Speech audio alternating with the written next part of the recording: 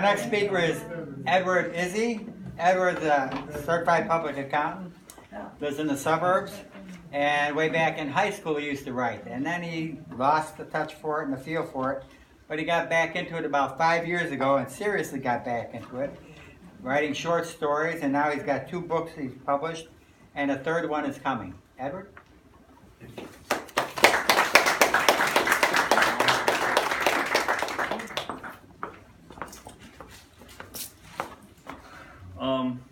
First of all, I'd like to thank Anna and Frank Rosaria especially for inviting me to this gathering today. It's been very helpful, it's been very inspirational, and I've learned a lot from all of you who have spoken so far, and it's given me even more motivation to do what I love doing best. I've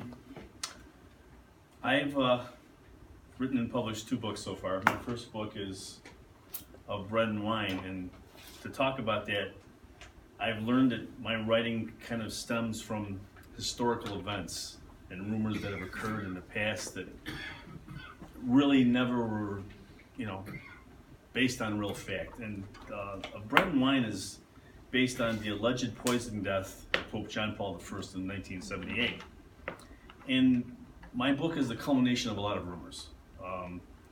And one of the characters in my book is a Mafia Cardinal by the name of Giovanni Cardinal Marcellis, who's confessed to the poisoning death of Pope John Paul I and the massive cover-up that was involved surrounding his death.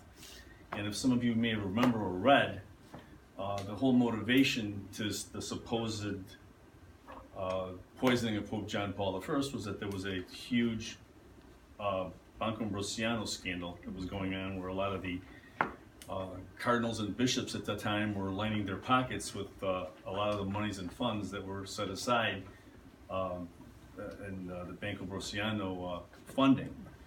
And so therefore my book is sort of a fictionalized version with characters, and there's a sort of love story in there between a Chicago attorney by the name of Michael Prescott and a Washington Post investigative reporter by the name of Sienna DeVito.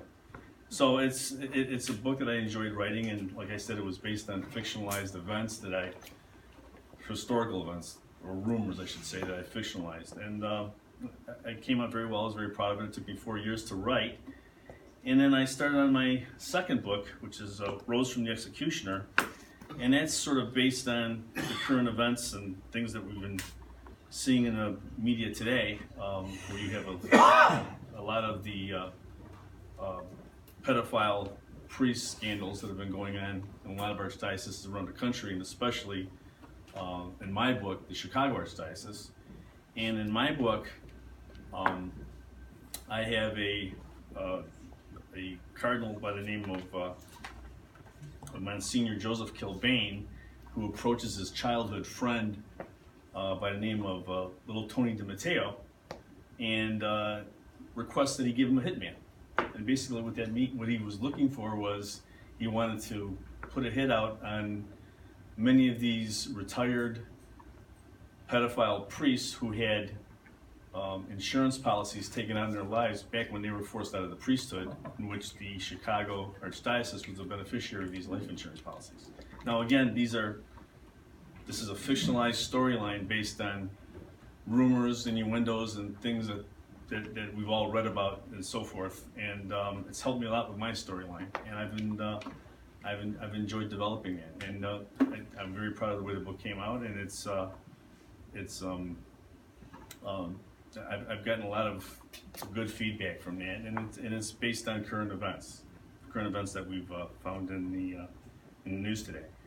I'm working on a 3rd book, and the name of this book is called Demons of Divine Wrath. Hopefully it'll be out at the end of the summer. And it's about the discovery of the stolen Uffizi paintings by the Nazis from Florence back in 1943. And this is based on the current event as well. There were actually some stolen artworks that were discovered in Munich, Germany by someone who was considered Hitler's art thief, where there were some paintings that were discovered in his apartment, and it turned out that this older man who was found dead in his apartment was actually the son of a Nazi officer who was one of the many Nazis that was in charge of raping and pillaging a lot of these European museums, which were occupied by the Nazis.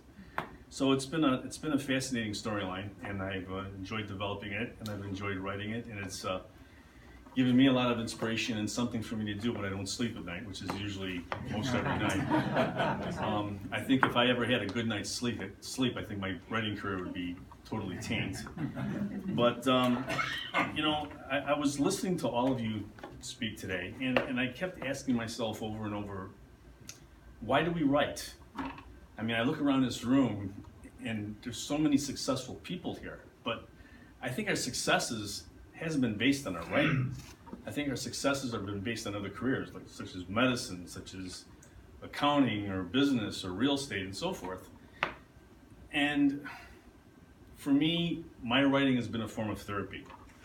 I can start out as saying, about 35 years ago, I walked into a library when I was studying for the CPA exam over at Elmhurst College, and I discovered the writings and the books of an author by the name of Edward IZZI, who, first thing I saw when I saw my name on his book is, what the hell is this guy doing writing books with my name?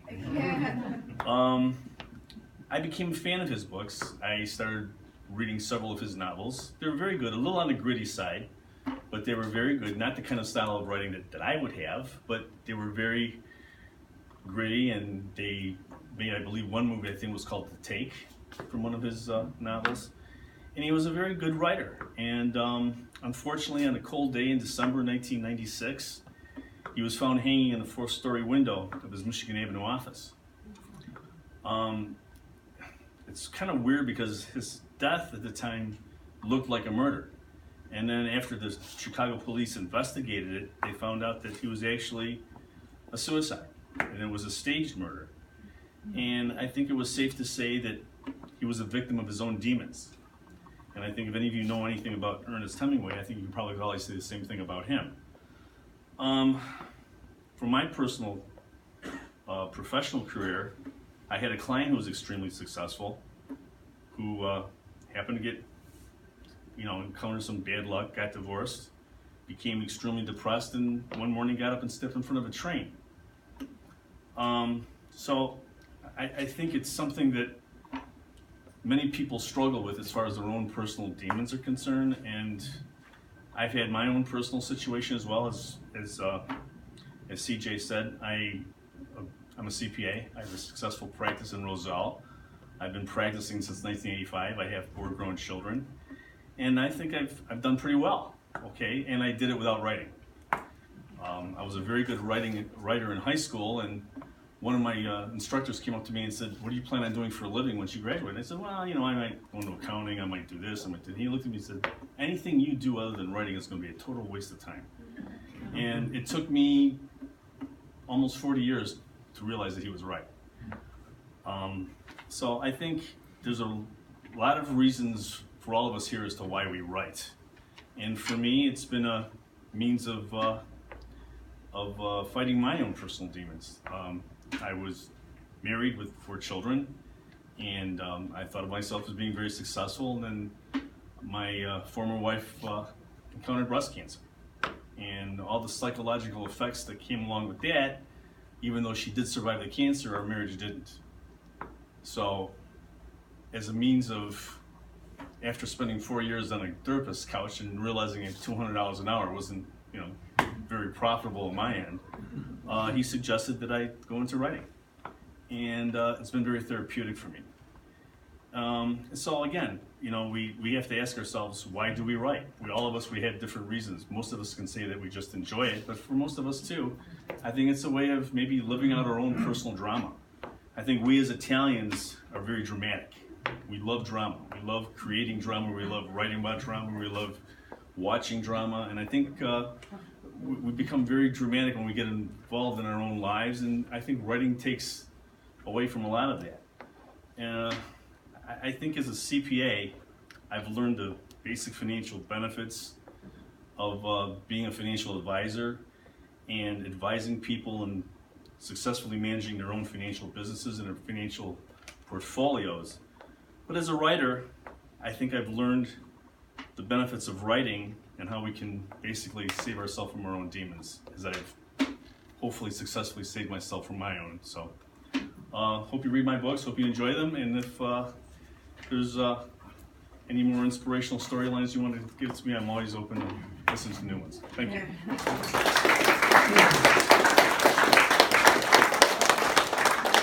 Thanks, Ed. Okay, and our next speaker is Susan Miura.